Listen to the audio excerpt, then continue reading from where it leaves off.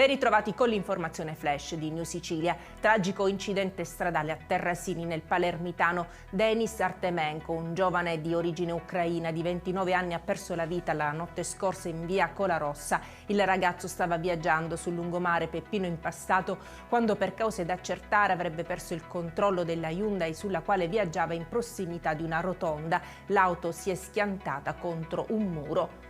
La Suprema Corte di Cassazione rende definitive le condanne a carico di 5 soggetti arrestati nell'ambito dell'indagine della Procura distrettuale antimafia di Caltanissetta denominata Cal Ulonia, condotta dai carabinieri del ROS. L'attività investigativa, le cui misure cautelari furono eseguite nel marzo del 2019, ha permesso di ricostruire la composizione, i ruoli, le dinamiche delle famiglie mafiose di Petra Perzia, di appurare come fosse la compagine di riferimento di Cosa Nostra per la provincia di Enna e mantenesse solidi rapporti con la famiglia Santa Paola di Catania.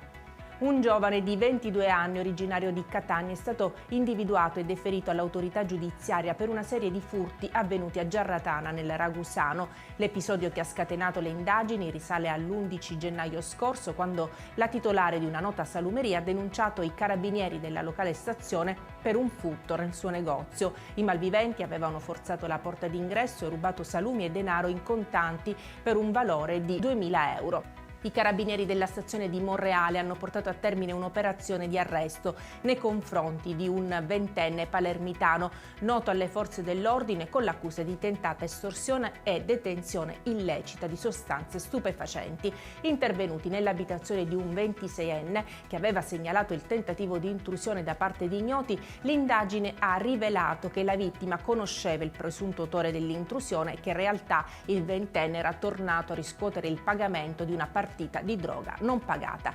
Con questa notizia per adesso è tutto, grazie per averci seguito e arrivederci.